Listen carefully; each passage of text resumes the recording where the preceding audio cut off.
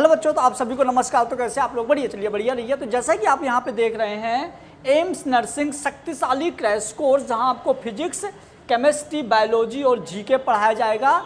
मतलब हम लोग अपने चैनल के माध्यम से और पूरे इंडिया के बच्चों को एम्स का जो एग्ज़ाम है 8 जून को, उसके लिए एक क्रैश कोर्स लेके आए हैं, जहाँ पे जो लिमिटेड टॉपिक और चैप्टर्स है, जहाँ पे आपको बहुत ही इंपॉर्टेंट और अच्छे तरीके से chapter by chapter NCERT based आपको पढ़ाया जाएगा, जो आपके एग्जाम के पॉइंट ऑफ व्यू से बहुत ही ज़्यादा इंपॉर्टेंट होने वाला है। तो यदि आप लोग अभी तक चैनल को सब्सक्राइब नहीं किए तो सब्सक्राइब कीजिए। और इसी तरह से पूरा का पूरा कोर्स, फिजिक्स का अलग से, केमिस्ट्री अलग, बायोलॉजी अलग और जीके अलग, आप सारी चीज़ों को यहाँ पे बहुत शानदार तरीके से पढ़ सकते हैं। क्लियर? और यहाँ पे और इसी लेक्चर में अब हम स्टार्ट करते हैं, चलिए, केमिस्ट्री। क्लियर? तो केमिस्ट्री में हमारा पहला चैप्टर होने वाला some basic concept of chemistry.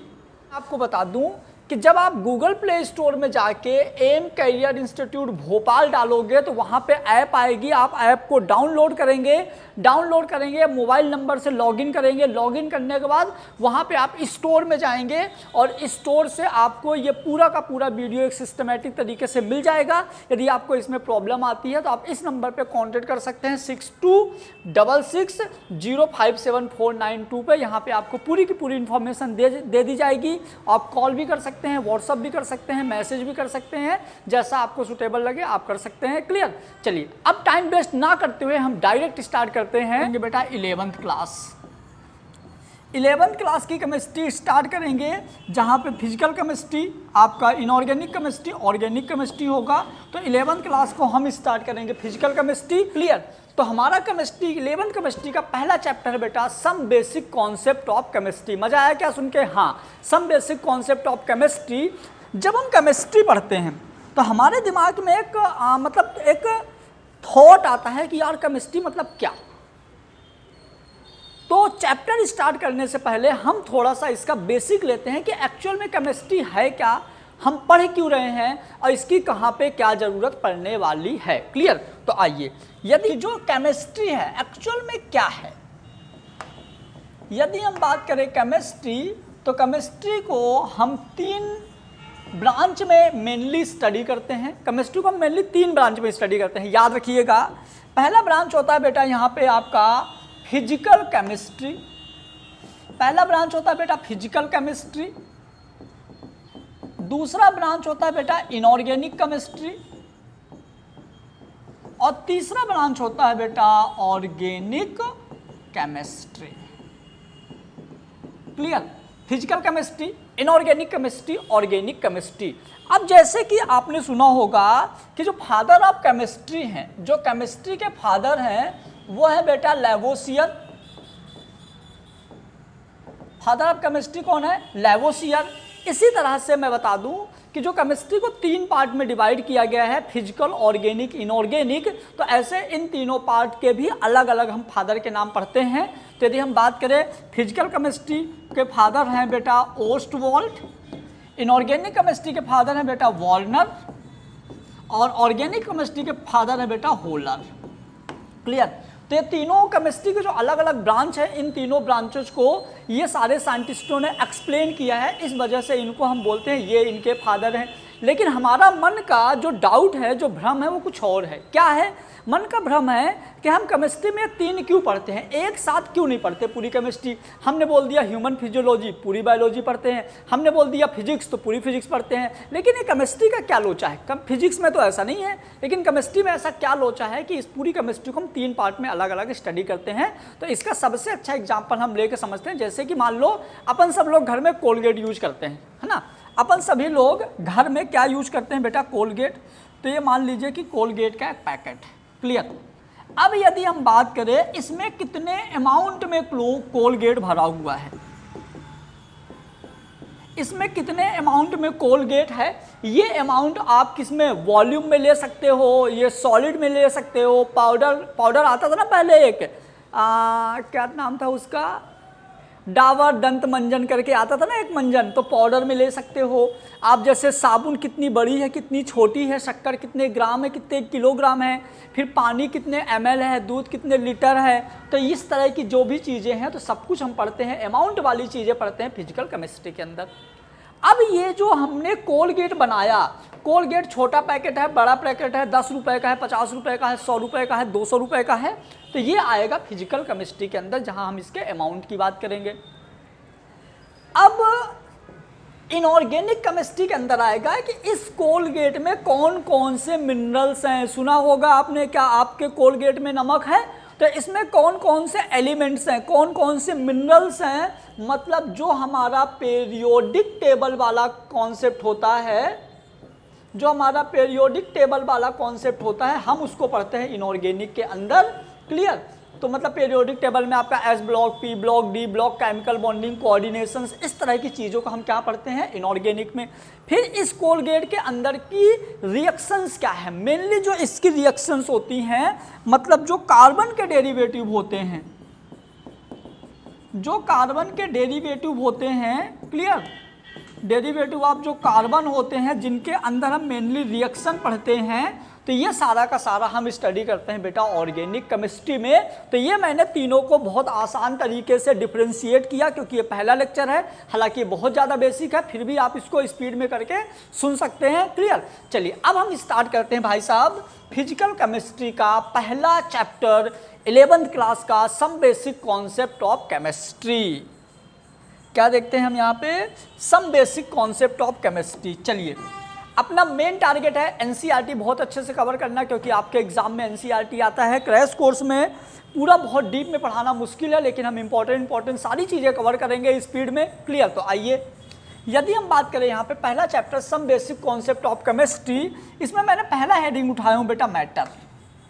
अपन ने पहला हेडिंग उठा लिया matter. What is matter? Matter क्या है? अब दिमाग में आ गया कि यार मैटर क्या होगा। भाई एवरीथिंग, जो भी आप देख रहे हो, जो भी आप देख रहे हो, जो भी चीज़ें आप फील कर रहे हो, ये सब मैटर होता है एक्सेप्ट फीलिंग्स। फीलिंग्स के अलावा, फीलिंग मतलब प्यार हो गया, गुस्सा हो गया, क्लियर, इस तरह से जो हमारे अंदर की जो फीलिंग्स होती हैं, फीलिंग के अलावा जो भी चीज़ें हैं, एवरीथिंग इज मैटर। क्लियर? मतलब यहाँ पे एनसीईआरटी में लिखा हुआ है mass and occupy space is called matter. यदि किसी भी सब्सटेंस का कोई मास है जो कि कोई स्पेस ऑक्यूपाई करता है, जैसे, तो वो मैटर हो गया। जैसे आप शक्कर कहीं पे रखना है, या गैस कहीं पे भरना है, लिक्विड कहीं पे फुलफिल करना है, जितनी भी चीज़ें होती सारी की सारी चीज़ें क्या होंगी बेटा मैटर। लेकिन जैसे मैंने बोला कि ये मैटर नहीं, जैसे प्यार, अब आप किसी से प्यार करते हो, आपको किसी के ऊपर गुस्सा है, तो क्या गुस्सा आप कहाँ रखोगे? रख ही नहीं सकते ना। जब आप गुस्सा और प्यार नहीं रखोगे तो मैटर थोड़ी है भाई साहब, नहीं है मैटर। क्लियर? तो मैटर क्या होता है? जो ऐसा मास जो कुछ स्पेस ऑक्यूपाई करता है, वो होता है मैटर। समझ में आया तो कमेंट जरूर कर देना। सबको याद आ गई? चलो अब बात करें बेटा स्टेट ऑफ मैटर। क्लियर? अब मैटर की स्टेट क्या है? एक्चुअल में एक 9th क्लास में लिखा हुआ है सेमी सॉलिड स्टेट भी है, लेकिन मैं यहाँ पे 3 स्टेट पढ़ूंगा जो हमारे काम की है। तो स्टेट ऑफ मैटर में एक होता है बेटा सॉलिड, एक होता है लिक्विड, एक होता है गैस। अब सॉलिड आप सबको पता है, सॉलिड मतलब जो कठोर होता है, जो हार्ड, जैसे ये सॉलिड हो गया। क्लियर? अब फिर उसके बाद जो हमारे अंदर जो बॉडी के अंदर जो ब्लड है, वो ब्लड हो गया हमारा लिक्विड वाला पार्ट। जो हम सांस लेते हैं, जो गैस है, तो गैस हो गई गैस वाला पार्ट। क्लियर? तो इस तरह से यदि हम बात करें तो सॉलिड में क्या लिखा है? डेफिनाइट वॉल्यूम एंड मास, जिसके मास और वॉल्यूम को आप डिफाइन कर सकते हैं। फिर फिक्स होता है जिनका मास और वॉल्यूम, वो होता है सॉलिड। फिर डेफिनाइट वॉल्यूम नॉट शेप, यदि आप वॉल्यूम को डिफाइन करो बट उसका कोई शेप ना हो, तो वो होता है बेटा लिक्विड। जैसे पानी गिलास में डालो तो गिलास जैसे, बोतल में डालो तो बोतल जैसे, लोटे में डालो तो लोटे जैसे। तो पानी को आप जिस बर्तन में, जिस पोट में आप रखोगे, उसका शेप कर लेगा, उसके शेप जैसे वो हो जाता है। मतलब कि लिक्विड वाले का जो लिक्विड सब्सटेंस होता है उसका कोई भी शेप नहीं होता है ना। बहुत ही बेसिक चीज़ें हैं। Gas neither definite volume nor definite shape, जो गैस होता है उसका कोई वॉल्यूम भी फिक्स नहीं होता है। यदि किसी गैस को आप छोटे बोतल में रखोगे ना, तो छोटे बोतल में फुलफिल हो जाएगी, लेकिन यदि उतनी ही गैस को आप बड़े बोतल में रखोगे तो बड़े बोतल के बराबर हो जाएगी। मतलब उसका वॉल्यूम जो होता है, तो उसके पोर्ट के अकॉर्डिंग, उसके जो भी हम बर्तन यूज कर रहे हैं उसके अकॉर्डिंग वो फैल जाता है। जो भी हम चीज़ों को गैस में जिस भी जगह पे हम रखेंगे ना तो उस हिसाब से वो बदल जाती है। क्लियर? तो इस हिसाब से हो गया आपका, इन तीनों में मैंने डिफ्रेंशिएट कर दिया। चलिए, तो ये हो गया आपका तीनों का, तीनों हमने अलग अलग डिफ्रेंशिएट कर दिया। नेक्स्ट यदि हम बात करेंगे भाई साहब, जैसे मान लीजिए सॉलिड है, लिक्विड है, गैस है, इन तीनों को एक दूसरे में हम इंटरचेंज कर सकते हैं। तो यदि आप किसी सॉलिड को हीट दे देते हो तो ये सॉलिड गैस में कन्वर्ट हो जाएगा, और यदि आप किसी सॉलिड को हीट दे देते हो तो ये लिक्विड में कन्वर्ट हो जाएगा, और यदि आप लिक्विड को हीट दे देते हो तो ये गैस में कन्वर्ट हो जाएगा। लेकिन यदि आप गैस को ठंडा करते हो तो गैस लिक्विड में कन्वर्ट हो जाएगी, और यदि आप लिक्विड को ठंडा करते हो तो लिक्विड जो है सॉलिड में कन्वर्ट हो जाएगा। तो ये भी बहुत ही अच्छी चीज़ है। वैसे तो ये बेसिक चीज़ें हैं, लेकिन फिर भी यदि आप सुनोगे तो आपको अच्छा लगेगा और आपके दिमाग में एक कॉन्सेप्ट अच्छे से बैठ जाएगा। उसके बाद हम यहाँ पे बेटा, हमारा टॉपिक चल रहा था मैटर। क्लियर? तो हम यहाँ मैटर को थोड़ा सा शॉर्ट में क्लासीफाइड करेंगे, स्पीड में। तो जैसे हमने बात किया बेटा, क्लासिफिकेशन में जो हमारा मैटर होता है, क्लासिफिकेशन में जो हमारा मैटर होता है उसको दो टाइप से हम क्लासीफाइड करेंगे। एक बोलेंगे मिक्सचर, एक बोलेंगे प्योर सब्सटेंस। क्लियर? जो हमारा मैटर है उसको हम दो टाइप में क्लासीफाइड करेंगे, एक हम बोलेंगे मिक्सचर और एक हम बोलेंगे मिक्सचर और एक बोलेंगे प्योर सब्सटेंस। क्लियर? तो आइए, यदि हम बात करें मिक्सचर, तो मिक्सचर दो तरह का है। एक होता है होमोजीनस मिक्सचर, एक होता है हेट्रोजीनस मिक्सचर। एक होता है होमोजीनस मिक्सचर, एक होता है हेट्रोजीनस मिक्सचर। होमोजीनस मिक्सचर मतलब जब आप किसी दो चीज़ों को मिलाओ और वो मिक्स हो जाए। क्लियर? तो ये होता है होमोजीनस मिक्सचर। जैसे यूनिफॉर्म कंपोजिशन, जैसे शुगर इन वाटर। यदि आप शक्कर को पानी में घोलते हो तो शक्कर जो है कंप्लीट पानी में डिसॉल्व हो जाएगी, जिसको हम बोलते हैं होमोजीनस मिक्सचर। लेकिन यदि आप हेट्रोजीनस की बात करो तो नॉन यूनिफॉर्म कंपोजिशन होता है, जैसे सॉल्ट इन शुगर। यदि आप शक्कर में नमक मिलाते हो या नमक में शक्कर मिलाते हो तो भाई साहब वो मिक्स नहीं होगा, शक्कर अलग पड़ी रहेगी और नमक अलग पड़ा रहेगा। क्लियर? तो ये हो जाएगा हमारा क्या, हेट्रोजीनस मिक्सचर। ये सब मैटर के अंतर्गत आते हैं। फिर यदि हम बात करें प्योर सब्सटेंस, तो प्योर सब्सटेंस में बेटा आएगा एलिमेंट और कंपाउंड।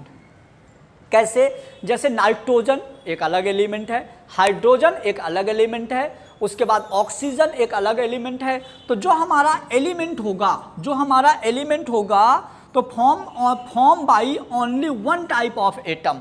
जो हमारा एलिमेंट होगा तो इसके अंदर form by only one type of atom, जैसे नाइट्रोजन है, हाइड्रोजन है, ऑक्सीजन है। क्लियर? यहाँ पे आप मैग्नीशियम भी ले सकते हो, आयरन भी ले सकते हो, कार्बन भी ले सकते हो। तो जो सिंगल एलिमेंट्स होते हैं वो क्या होते हैं, प्योर सब्सटेंस। लेकिन यदि हम कंपाउंड की बात करें भाई साहब, जैसे मान लो कि हमने ले लिया ग्लूकोज C6H12O6। ग्लूकोज में ज़्यादा एटम है बट ये कंपाउंड बन चुका है और ये पूरा एक साथ ग्लूकोज है।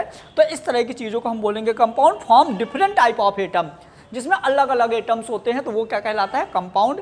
इसके अंदर जैसे देखिए मैंने ले लिया ग्लूकोज और ले लिया फ्रक्टोज C12H22O11 C6H12O6। तो ये हमारा हो गया बेटा मैटर। क्लियर? चलिए नेक्स्ट देखते हैं। नेक्स्ट यहाँ पे अपने को एक बहुत ही अच्छी चीज़ सीखना है। क्या? एटम क्या है, मॉलिक्यूल क्या है, कंपाउंड क्या है। तो पहले हम एटम को डिफाइन करेंगे। मान लीजिए कि ये एटम है, एटम के सेंटर में न्यूक्लियस है और न्यूक्लियस के अंदर प्रोटॉन और न्यूट्रॉन है। क्लियर? बाहर ये जो मैंने ग्रीन कलर का बनाया ये बेटा होता है n=1, n=2, n=3, n=4। ये हमने सेल बना दिया। इनका हम नाम दे देंगे K, L, M, N। Clear? ये इनकी शेल होती हैं और शेल में होते हैं बेटा इलेक्ट्रॉन। शेल में क्या होते हैं, इलेक्ट्रॉन। इनके सेल में होते हैं इलेक्ट्रॉन। यानी कि बात किया जाए तो जो एटम होता है तो इसमें तीन चीज़ें होती हैं। क्लियर? अंदर होते हैं सबसे बाहर, यदि बाहर की बात करें तो बाहर इसके होता है इलेक्ट्रॉन, इसके सेंटर में होता है बेटा प्रोटॉन और यहाँ पे होता है सेंटर में न्यूट्रॉन। क्लियर। और इस पूरे को हम एक साथ बोलते हैं न्यूक्लियस। अब यहाँ पे मजे की बात ये है कि जो इलेक्ट्रॉन, प्रोटॉन और न्यूट्रॉन होते हैं, इनका पूरा डिटेल हम पढ़ेंगे स्ट्रक्चर ऑफ एटम में। जैसे यदि इलेक्ट्रॉन की बात करो तो स्मॉल ई से डिनोट करते हैं, प्रोटॉन को पी से और न्यूट्रॉन को स्मॉल एन से। अब यहाँ पे यदि हम बात करें तो इलेक्ट्रॉन का चार्ज होता है बेटा नेगेटिव, जिसकी वैल्यू होती है -1.6 इंटू 10 की पावर -19 कूलम। प्रोटॉन की वैल्यू होती है बेटा पॉजिटिव, जिसका होता है +1.6 इंटू 10 की पावर -19 कूलम। और न्यूट्रॉन जो होता है न्यूट्रल होता है, इसकी वैल्यू हम लेते हैं 0। क्लियर। हम इनके मास की भी बात कर सकते हैं, लेकिन हम वो बात अगले चैप्टर में करेंगे क्योंकि यहाँ पे ज़रूरत नहीं है। तो जो हमारा एटम होता है, तो यदि हम एटम को डिफाइन करें तो हम एटम को बोल सकते हैं atom is a tiny spherical like structure is consisting of electron, proton and neutron is called atom. मतलब एक एटम छोटा सा स्फेरिकल स्ट्रक्चर होता है जिसके अंदर इलेक्ट्रॉन, प्रोटॉन और न्यूट्रॉन जो होते हैं तो उसके अंदर कंसिस्ट रहते हैं, जुड़े हुए रहते हैं, जिनको हम क्या बोलते हैं, एटम। क्लियर। और यही एटम एग्जाम्पल मैं ले लेता हूँ, जैसे मैंने ले लिया नाइट्रोजन। यदि इन्हीं नाइट्रोजन का हम एक ग्रुप बना दें तो ये हमारा बन जाएगा बेटा N2, जो कि हो जाएगा मॉलिक्यूल। तो group of atom is called molecule. Atom आपस में मिलकर जो एक न्यू स्ट्रक्चर बनाते हैं उनको हम बोलते हैं मॉलिक्यूल। और मैं आपको बता दूं ये जो मॉलिक्यूल होते हैं तो आपस में बाइंड होते हैं बॉन्ड से। क्लियर। इसके अंदर क्या होते हैं, बॉन्ड, जो कि एटम आपस में बाइंड होगा। बिना एटम आपस में बाइंड हुए मॉलिक्यूल नहीं बनाएगा। तो जो एटम्स होते हैं तो आपस में बाइंड होते हैं। अब बॉन्ड कौन से होते हैं, आयनिक बॉन्ड होता है, कोऑर्डिनेट बॉन्ड होता है, कोवैलेंट बॉन्ड होता है, क्लियर, मेटालिक बॉन्ड होता है, हाइड्रोजन बॉन्ड होता है, वॉन्डर वॉल बॉन्ड होता है, कीजोन बॉन्ड होता है, डेबाई बॉन्ड होता है, डिस्पर्सन बॉन्ड होता है। यहाँ पे कौन सा बॉन्ड है वो हम पढ़ेंगे केमिकल बॉन्डिंग में। क्लियर। हमको यहाँ पे बस अभी ये बताना है कि जो एटम होता है आपस में मिलकर बनाता है मॉलिक्यूल, जो कि सारे के सारे आपस में बॉन्डिंग होते हैं। यदि हम यहाँ पे ऐसा करें कि एक से ज़्यादा एटम ले लें तो ये बनाएगा बेटा कंपाउंड N2O4, 2 ले लिए। क्लियर। तो ये बन जाएगा कंपाउंड। मतलब जब मॉलिक्यूल्स आपस में मिलते हैं तो जो न्यू स्ट्रक्चर बनता है, जो नया कंपाउंड बनता है, उसको हम बोलते हैं क्या, कंपाउंड। तो हमने बेसिक क्लियर किया कि एटम हमारा ये है, मॉलिक्यूल ये है, कंपाउंड ये है। यदि आपको कहीं नहीं समझ में आया तो आप वीडियो के पीछे जाओ, फिर से सुनो, पक्का समझ में आएगा, गारंटी है। क्लियर। और यदि ज़्यादा स्पीड है तो थोड़ा स्लो कर लो, और थोड़ा स्लो है तो फास्ट कर लो। चलिए नेक्स्ट यदि हम बात करते हैं बेटा, SI unit is very IMP। हमारे लिए, केमिस्ट्री के लिए, तुम्हारे लिए और हम सबके लिए बहुत ही ज़्यादा इंपॉर्टेंट है SI यूनिट। यानी कि जैसे यदि हमको SI यूनिट का ज्ञान नहीं है, मतलब हम भयंकर लेवल के अज्ञानी हैं, तुम भी साथ में। क्लियर। तो यदि हम बात करें क्या है SI यूनिट, क्या है, जैसे मैंने बोला एक छोटा सा एग्जांपल, आपको एक शॉप में जाके शक्कर खरीदनी है और यदि आपको SI यूनिट का ज्ञान नहीं है और आपने शॉप में 4 अंकल लोग खड़े हैं और आपने वहाँ पे बोल दिया जाके कि भैया 5 लीटर शक्कर दे दो, तो दुकान वाला शक्कर देगा पहले और मैं नहीं बोलूँगा लेकिन तुम समझ गए। इसीलिए आपको SI यूनिट जानना बहुत ही ज़्यादा ज़रूरी है। तो SI यूनिट की मेनली 7 फंडामेंटल यूनिट्स होती हैं जो आप लोग फिजिक्स में पढ़ोगे बहुत अच्छे से। मैं यहाँ सिर्फ आपको नाम बता रहा हूँ और हमारे काम की 2-3 यूनिट है, हम बात कर लेंगे। जैसे लेंथ को मीटर में बोलेंगे, डिनोट करेंगे M से। मास किलोग्राम में होगा, डिनोट करेंगे kg से। टाइम सेकेंड में होगा, डिनोट करेंगे S से। इलेक्ट्रिक करंट एम्पियर में होगा, डिनोट करेंगे A से। टेम्परेचर केल्विन में होगा, डिनोट करेंगे K से। ये बहुत इंपॉर्टेंट है अपने चैप्टर के लिए। अमाउंट ऑफ सब्सटेंस, अपने को पूरे चैप्टर में यही पढ़ना है। तो जो अमाउंट ऑफ सब्सटेंस होता है ये मोल होता है, जिसको हम डिनोट करेंगे MOL। क्लियर। मोल को हम पूरा MOL ही लिखते हैं और यूनिट में हम MOL लिखेंगे। लुमिनस इंटेंसिटी कैंडेला होता है, जिसको हम डिनोट करते हैं CD से। तो हमारे यहाँ पे काम की चीज़ एक ये है, एक ये है, एक ये है, एक ये है। बाकी चीज़ें आप फिजिक्स में देखोगे, थोड़ा बहुत इसकी भी ज़रूरत पड़ती है, लेकिन आप ये 7 फंडामेंटल यूनिट बहुत अच्छे से याद कर लीजिएगा। आप यहाँ पे स्क्रीनशॉट ले लो, मैं साइड हो जाता हूँ। तो जैसा कि आपने यूनिट पढ़ लिया, एक बार अपन यूनिट रिवीजन कर लेते हैं। तो जैसे आपने यहाँ पे लिखा length, mass, time, electric current, temperature, amount of substance और लुमिनस इंटेंसिटी। तो यहाँ पे मैंने बोला आपको जो मेन काम का आता है वो है बेटा मोल, और इस चीज़ को आप बहुत अच्छे से पढ़ोगे। क्लियर? आइए तो चलो भैया, आपने इसके जो बेसिक्स थे कि आपका मिक्सचर क्या है, सब्सटेंस क्या है, एटम क्या है, मॉलिक्यूल क्या है, वो आप जान चुके हो। और आपको क्रैश कोर्स में इतना ही मिलेगा क्योंकि अपने को बहुत कम समय पे पूरा सिलेबस कंप्लीट करना है। क्लियर? तो अब यहाँ पे हम आप लोगों के साथ डिस्कस करेंगे बहुत ही शानदार topic, some basic concept of chemistry में। अब हम उठाने वाले हैं मोल। आपको बहुत मजा आएगा, लेकिन मोल उठाने से पहले, मतलब छप जाने से पहले, हम सीढ़ियां रेडी करेंगे। तो आप लोगों से कुछ क्वेश्चन अपन पूछेंगे। तो जैसे कि मान लीजिए कि कोई एक सब्सटेंस है जो कि सॉलिड फॉर्म में है, कोई एक सब्सटेंस है जो कि सॉलिड फॉर्म में है। जैसे कि मैंने ले लिया यहाँ पे शुगर। आप इसकी यूनिट क्या बोलोगे बेटा? आप इसको किस चीज में नापोगे? तो शुगर को नापोगे किलोग्राम या ग्राम में। क्लियर? शुगर को आप मेजर करोगे किलोग्राम या कि ग्राम में। जैसे आपको किसी शॉप में जाके शुगर लेना है, शक्कर लेना है, गुड़ लेना है, आटा लेना है, सब्जी लेना है, आलू लेना है, प्याज लेना है। तो ये सब सॉलिड चीजें हैं और इन सब सॉलिड चीज को आप मेजर करोगे किसमें? किलोग्राम में। मान लीजिए कि कोई चीज है जो कि लिक्विड में है। तो लिक्विड यानी कि मैंने ले लिया वाटर, या तो यहां पे एक काम करो, आप लोग ले लो मिल्क या ऑयल। वाटर क्यों नहीं ले रहा है अभी बताएंगे। तो आपने या तो मिल्क ले लो या ऑयल। यदि आप तेल या दूध लेते हो तो आप इसको मेजर करोगे लीटर में, मिलीलीटर में, या तो आप इसको मेजर कर सकते हो बेटा सेंटीमीटर क्यूब में, क्योंकि एक्चुअल में ये होता है वॉल्यूम। और जो वॉल्यूम होता है वो तीनों एक्सिस कवर करता है। वॉल्यूम जो होता है तीनों एक्सिस कवर करता है, एक्स, बाई, जेड। तो सेंटीमीटर, सेंटीमीटर, सेंटीमीटर, इसलिए हो गया सेंटीमीटर क्यूब। क्लियर? इसको आप मीटर क्यूब भी लिख सकते हो, क्योंकि इधर हो सकता है मीटर हो सकता है मीटर हो सकता है मीटर हो, तो आप मीटर क्यूब में भी लिख सकते हो। आप इसको सीसी भी बोल सकते हो, सेंटी क्यूबिक। क्या बोल सकते हो? सीसी भी बोल सकते हो, सेंटी क्यूबिक। क्लियर? तो ये हो गया आपका लिक्विड। मान लीजिए कि आपको मिल गया बेटा कोई गैस, आपको गैस परचेज करना है, ऑक्सीजन गैस परचेज करना है, लिक्विड पेट्रोलियम गैस परचेज करना है। तो आप यहीं पे वीडियो को पॉज करो और आप खुद बताओ कि आप गैस को किस में मेजर करोगे। भाई साहब, आप गैस को किस में मेजर करोगे? जल्दी से जल्दी यदि आपको पता है तो आप कमेंट बॉक्स में कमेंट करके बताइए, नहीं तो मैं तो बताऊंगा ही। तो यदि अपने को गैस की बात किया जाए भैया, तो गैस को भी हम, क्योंकि गैस भी एक वॉल्यूम है, इसीलिए हम गैस को उन सब में मेजर करेंगे जिसको हम लिक्विड में मेजर करते हैं, मतलब litre, ML, centimetre cube, metre cube और सीसी, सेंटी क्यूबिक को भी आप गैस को भी उसी में मेजर करोगे।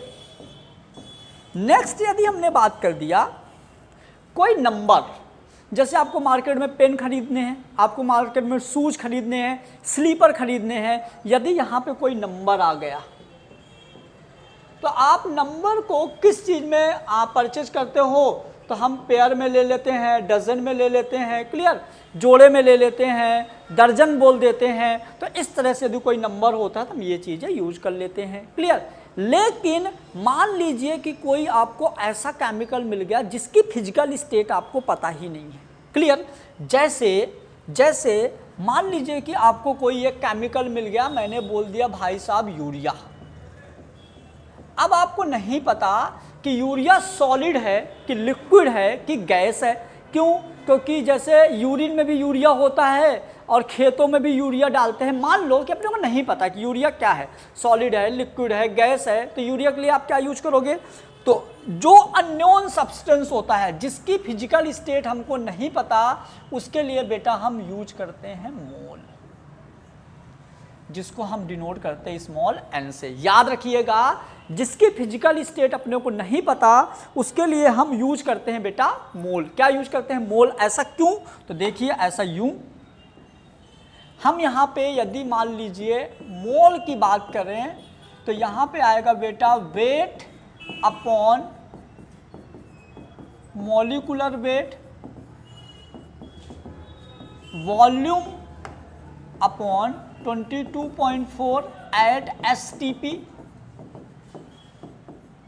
Number of particle upon Avogadro number,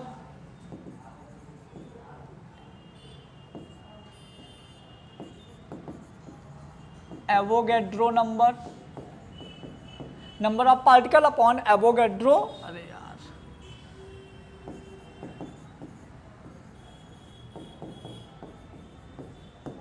number of particle upon Avogadro number. आइए इसको हम डिनोट करते हैं कैसे, तो small n mole equal to weight upon molecular weight, volume upon 22.4 और number of particle upon Avogadro number. Clear. तो ये हो गया बेटा मोल का फार्मूला, और इन 4 फार्मूले से पूरी कहानी बदलेगी। हम यहाँ पे एक और फार्मूला डिराइव करेंगे। तो आपने पढ़ा होगा ideal gas equation PV equal to nRT, तो n equal to PV upon RT। Clear. तो ये हो गए बेटा मोल के 4-5 फार्मूले। क्लियर। यहाँ पे ये सारे फार्मूले आपके लिए बहुत ही ज़्यादा इंपॉर्टेंट हैं, और इन्हीं फार्मूले से रिलेटेड अब हम करेंगे क्वेश्चन प्रैक्टिस, जो आपके एग्जाम में बहुत बार पूछा जाता है। तो पहले हम छोटे छोटे क्वेश्चंस लेंगे, फिर इन्हीं मोल के छोटे छोटे क्वेश्चंस को हम एक हाई लेवल के क्वेश्चन में लेके जाएंगे। पहले हम बहुत बेसिक क्वेश्चन लेंगे। क्लियर। तो चलिए, यदि हम बात करें बेसिक, बहुत छोटे छोटे क्वेश्चन डिस्कस करते हैं, 2-4 क्वेश्चन कि हमको फार्मूला अप्लाई करना सीख लें। तो पहले एक बार फार्मूला रिवीजन करेंगे कि मोल इक्वल टू होता है वेट अपॉन मॉलिकुलर वेट, और number of particle equal to होता है क्या, number of particle equal to तो पहले हम ये सारे फार्मूले स्टेप बाय स्टेप डिस्कस करेंगे। तो सबसे पहले यदि हम बात करें बेटा मोल, तो मोल इक्वल टू होता है क्या, wait upon molecular wait, number of particle upon Avogadro number, V upon 22.4। ये मोल के 4 फार्मूले हैं। क्लियर। अब यहाँ से हम सारे फार्मूले को स्टेप बाय स्टेप डिस्कस करेंगे। तो सबसे पहले यहाँ पे हम देखेंगे कौन सी क्या चीज़ें हैं। तो यदि हम बात करें स्मॉल n, तो यहाँ पे स्मॉल n मोल है, ये वेट है, नंबर ऑफ पार्टिकल है, एवोगैड्रो नंबर है, वॉल्यूम है जो कि लीटर में है। क्लियर। और ये एक कांस्टेंट वैल्यू है 22.4। क्लियर। इन सब का डेराइव जो है तो अभी क्रैश कोर्स में करना थोड़ा मुश्किल हो जाएगा, क्योंकि अपने को जल्दी जल्दी कोर्स ख़त्म करना है, आपके एग्जाम में आते हैं। क्लियर। तो यदि हम बात करें यहाँ पे भाई साहब, यदि हम यहाँ पे बात करें, एक टॉपिक अपने को समझना है पहले, मॉलिक्यूलर मास या मॉलिक्यूलर वेट, ये वाला टॉपिक हमको यहाँ पे समझना है, क्योंकि हर क्वेश्चन में मॉलिक्यूलर मास आएगा। वैसे तो ज़्यादातर बच्चों को आता है, फिर भी हम एक बार छोटा सा 1-2 एग्जाम्पल लेके समझेंगे। तो सबसे पहले मान लीजिए एक हम देखते हैं एटम। क्लियर। यहाँ पे आप एक चीज़ और करना, अपने कॉपी में आप एक टेबल बना लो, अपने कॉपी में आप एक टेबल बना देना, और उसमें ऐसे लिख देना, जिसको नहीं आता, एटम, एटॉमिक नंबर और एटॉमिक मास या मॉलिक्यूलर मास। यहाँ पे जैसे मान लीजिए hydrogen, helium, lithium, beryllium, boron, carbon, nitrogen, oxygen, fluorine, neon. Clear. तो नंबर लिख देना 1 2 3 4 5 6 7 8 9 10। ये पूरी की पूरी पीरियोडिक टेबल में जो 30 तक एलिमेंट्स है, इस तरह से आप टेबल बना लोगे, और 30 तक एलिमेंट का एटॉमिक नंबर और एटॉमिक मास आपको याद होना चाहिए, तभी आप मॉलिक्यूलर मास निकाल पाओगे। जैसे इसका 1 होता है मास, हीलियम का 4 होता है, लिथियम का 7 होता है, इसका 8 होता है, इसका 10 होता है, इसका 12 होता है, इसका 14 होता है, इसका 16 होता है, 18 होता है, और लास्ट वाले का 20 होता है। इसी तरह से फिर आप सोडियम, मैग्नीशियम, इन सब का आपको मॉलिक्यूलर मास याद होना चाहिए। सोडियम का 23 होता है, मैग्नीशियम को 24 होता है, एल्यूमिनियम का 27 होता है। क्लियर। इस तरह से आपको सारे के सारे मॉलिक्यूलर मास 30 तक अप्रॉक्स याद होने चाहिए। आप यहाँ पे टेबल बना लोगे। अब निकालते कैसे हैं, तो हम एक एग्जाम्पल ले लेते हैं यहाँ पे बेटा, यूरिया। हम यूरिया ही एग्जाम्पल ले लेते हैं। यूरिया का फार्मूला होता है NH2CONH2। क्लियर। कैसे निकालेंगे मॉलिक्यूलर मास यूरिया का, तो आइए, नाइट्रोजन का मॉलिक्यूलर मास होता है 14, कितने नाइट्रोजन है 2, तो इंटू 2 तो हो जाएगा 28। हाइड्रोजन का मॉलिक्यूलर मास 1 होता है, कितने हैं 4, तो हो जाएगा 4। कार्बन का मॉलिक्यूलर मास होता है 12, 1 हैं तो 12। ऑक्सीजन का मॉलिक्यूलर 1 है 16 होता है तो 16। इन सबको हम प्लस करेंगे तो 8 4 12 और 12 2 14 और 6 20 की शून्य हासिल आई 2 2 2 4 1 5 1 6। तो यूरिया का मॉलिक्यूलर मास हो गया बेटा 60। यूरिया का मॉलिक्यूलर मास हो गया 60। तो इस तरह से आप क्वेश्चंस जो हैं, मैं आपको बहुत सारे क्वेश्चन दे रहा हूं, आप वो सारे क्वेश्चन का आंसर कमेंट बॉक्स में कमेंट करके बताओगे। जैसे आपको निकालना है ग्लूकोज का, आपको निकालना है H2SO4 का, आपको निकालना है CO2 का, आपको निकालना है H2O का, आपको निकालना है NaOH का, आपको निकालना है NaCl का। प्लीज़ बच्चों ये सारे क्वेश्चंस के आंसर आप अपने कॉपी में लिख लीजिए। यदि आपको किसी का नहीं आया तो आप कमेंट करिए और हमसे पूछिए कि सर इसका मॉलिक्यूलर मास क्या इतना सही है, तभी मज़ा आएगा। क्योंकि जब आप और हम दोनों साथ में मिलकर प्रैक्टिस करेंगे क्वेश्चन की, तभी अपने को मज़ा आएगा। क्लियर? चलिए तो नेक्स्ट क्वेश्चन देखते हैं अपन यहाँ पे।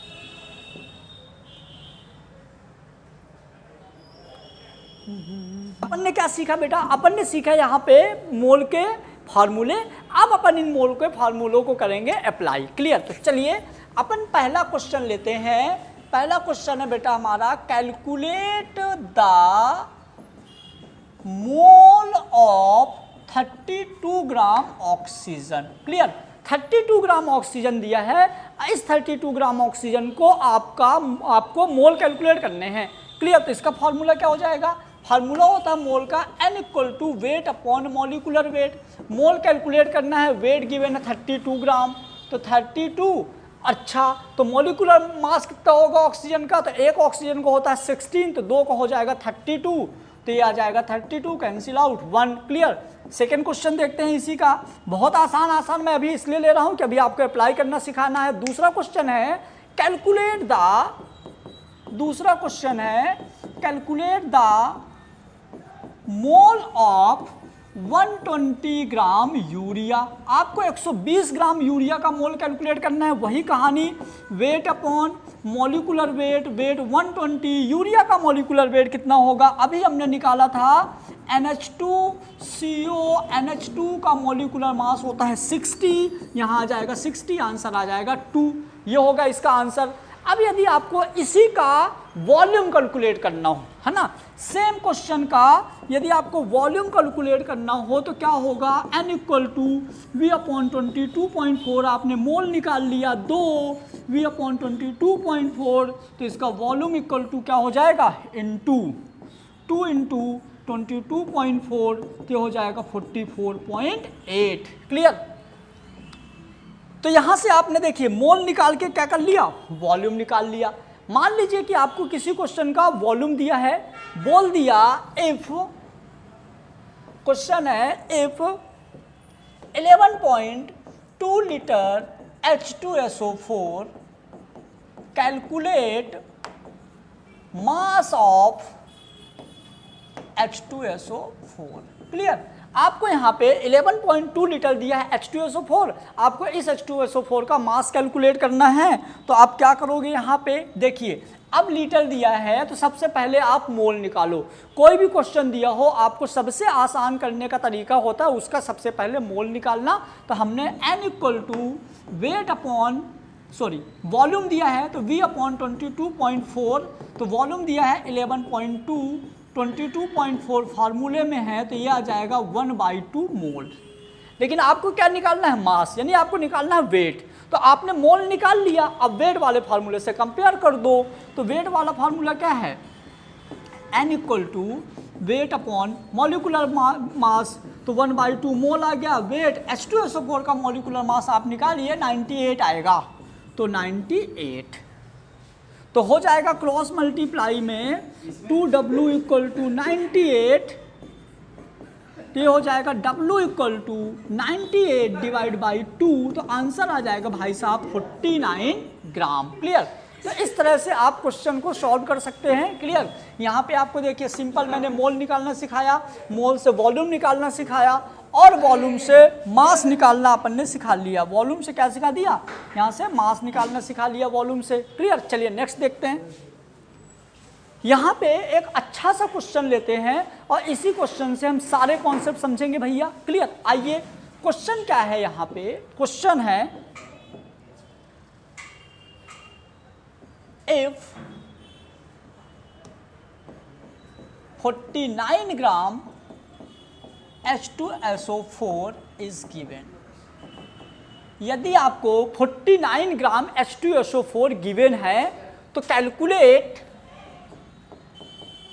कैलकुलेट पहला है बेटा यहाँ पे मोल, दूसरा है बेटा वॉल्यूम, तीसरा है बेटा नंबर ऑफ मॉलिक्यूल, चौथा है बेटा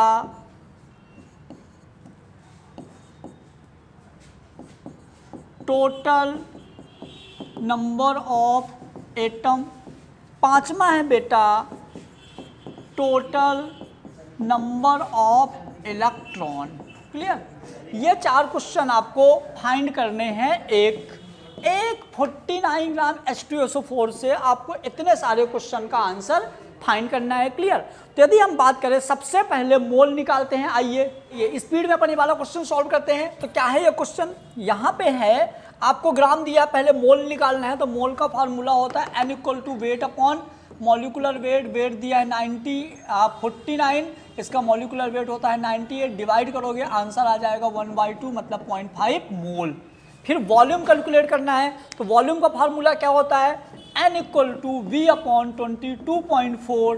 तो यहाँ पे आपको वॉल्यूम कितना मोल आ गया 1/2 और वॉल्यूम अपॉन 22.4। तो ये क्रॉस मल्टीप्लाई करोगे तो वॉल्यूम इक्वल टू हो जाएगा 11.2। फिर आपको number of molecules. Clear. Number of molecule मतलब टोटल कितने मॉलिक्यूल हैं। तो N = number of particle upon Avogadro number. तो मोल आ गया 1/2 NO अपॉन Na। तो नंबर ऑफ मॉलिक्यूल्स हो जाएगा आपका Na/2। नेक्स्ट तीसरा हो गया। चौथा नंबर को जो क्वेश्चन है, फोर्थ नंबर है total number of atom. Clear. तो N = number of particle upon Avogadro number. तो टोटल नंबर ऑफ एटम क्या हो जाएगा, तो total number of atom = mole into Na into total कितने एटम है H2SO4 में। गिनिए, 2 हाइड्रोजन, 1 सल्फर, 3 और 4 ऑक्सीजन। तो 4 3 7 इंटू हो जाएगा 7 मतलब 1/2। Na की वैल्यू 6.023 इंटू 10⁻23 इंटू 7। ये आंसर हो जाएगा। लास्ट क्वेश्चन है टोटल नंबर ऑफ इलेक्ट्रॉन। इसमें टोटल कितने इलेक्ट्रॉन हैं। तो आइए इसको हम ऐसे सॉल्व कर देंगे। N = number of particle upon Avogadro number. तो नंबर ऑफ इलेक्ट्रॉन हो जाएगा, यहाँ पे N एवोगैड्रो नंबर। क्लियर। और टोटल इसमें इलेक्ट्रॉन कितने हैं। तो 2 हाइड्रोजन में इलेक्ट्रॉन हो गए क्योंकि जिसका जितना एटॉमिक नंबर होता है उतने इलेक्ट्रॉन होते हैं। और 16 इसके हो गए तो 16 और 2 18 और 1 का ऑक्सीजन का 8 होता है, 4 हैं तो 8 चौको 32, 32 और 18 तो हो जाएगा 8 2 10 की 0 सिलाई 1 3 1 4 1 5। क्लियर। 50। इसको सॉल्व कर लोगे तो आपको इस पे कितने इलेक्ट्रॉन हैं वो आंसर आ जाएगा इस वाले क्वेश्चन से। मतलब मोल के क्वेश्चन से आप वेट से वॉल्यूम निकाल सकते हो, वॉल्यूम से नंबर ऑफ पार्टिकल निकाल सकते हो। मतलब इन सबको आप एक दूसरे में रिलेट कर सकते हो। क्लियर। यदि आपको कोई भी डाउट हो तो आप कमेंट बॉक्स में जरूर कमेंट करना। चलिए अब यहाँ पे हम आप लोगों के साथ करते हैं एक और अच्छा नीट में आया हुआ क्वेश्चन है। क्वेश्चन नंबर 1 जो कि प्रीवियस ईयर नीट में आ चुका है पहले से। क्या बोल रहा है, the number of water molecule is maximum in. इसमें से जो हमारा ए दिया हुआ है 18 gram water, 18 moles of water, 18 molecule of water, 1.8 gram of water. इन चार ऑप्शन में किसमें वाटर के मॉलिक्यूल सबसे ज़्यादा है। क्लियर। तो देखो ये ग्राम है, होगा ही नहीं, मॉलिक्यूल होगा ही नहीं, ग्राम है होगा ही नहीं। तो मोल एक्चुअल में यदि हम बात करें 18 मोल में कितने मॉलिक्यूल ऑफ वाटर है, तो इसको आप ऐसे सॉल्व करोगे, आंसर यही जाएगा आपका कि n equal to number of particle upon Avogadro number. Mole 18 है, number of water molecule upon Na, तो ये हो जाएगा number of water molecule equal to 18 mole into 6.023 into 10 की पावर 23। तो आपका आंसर जाएगा, इसको आप इंटू कर दोगे तो ये हो जाएगा आपका आंसर। तो इस तरह से भी बहुत बार क्वेश्चंस आते हैं। क्यों, देखो ये 18 ग्राम है ना, तो इसका मोल आ जाएगा n equal to weight upon molecular weight, तो 18 अपॉन 18, तो ये 1 मोल, ये 1 मोल है, ये 18 मोल है, तो जाहिर सी बात है ये ज़्यादा है। 18 मॉलिक्यूल ऑफ वाटर, ये तो ऑलरेडी कम हो जाएगा क्योंकि यहाँ पे इतने सारे मॉलिक्यूल्स आ रहे हैं, तो 18 तो बहुत कम हो गया। ये 1.8 ग्राम है, तो इसका तो और कम आएगा भाई, इसका तो और 0.1 मोल आएगा, तो ये तो और कम हो गया। तो आपका आंसर क्या जाएगा, 18 मोल्स ऑफ वाटर। क्लियर। चलिए एक और देखते हैं। एक और बहुत ही धांसू क्वेश्चन है, क्वेश्चन नंबर 2। क्या बोल रहा है, volume occupy by 1 molecule of water. Water का एक मॉलिक्यूल कितना वॉल्यूम ऑक्यूपाई करेगा। यदि आपको ये क्वेश्चन पता है तो आप वीडियो को यहीं पे रोक के कमेंट बॉक्स में जरूर कमेंट करिए। क्लियर। आइए अपन सॉल्व करते हैं। वॉल्यूम ऑफ वाटर मतलब कि 1 मॉलिक्यूल वाटर जो है कितना वॉल्यूम ऑक्यूपाई करेगा, कितना वॉल्यूम कवर करेगा। तो यदि हम इसकी बात करें तो यहाँ पे देखिए, यहाँ पे दिया हुआ है कि जो वाटर की डेंसिटी होती है वो 1 ग्राम पर सेंटीमीटर क्यूब। तो यहाँ पे क्या हो जाएगा, density equal to weight by volume, मतलब वेट इक्वल टू वॉल्यूम। तो वाटर कितना है, वाटर का वॉल्यूम कैलकुलेट करना है, तो इसका मॉलिक्यूलर मास होता है 18, तो हमारा वेट इक्वल टू वॉल्यूम मतलब ग्राम इक्वल टू ml। तो वॉल्यूम की बात करें तो ग्राम के इक्वल होगा, मतलब वाटर का जो वेट है वो 18 ग्राम होगा, तो वाटर का वॉल्यूम भी कितना होगा, 18 ml। तो इसका आंसर क्या जाएगा, ये जाएगा भाई साहब इसका आंसर। क्लियर। तो इस तरह से हमारे ये क्वेश्चंस कंप्लीट होते हैं। बाकी आपको अगले लेक्चर में फिर हम क्वेश्चन के साथ मिलेंगे। चलिए बच्चों, थैंक यू सो मच। आपको यदि कोई भी प्रॉब्लम हो आप कमेंट बॉक्स में जरूर कमेंट करिएगा। थैंक्स।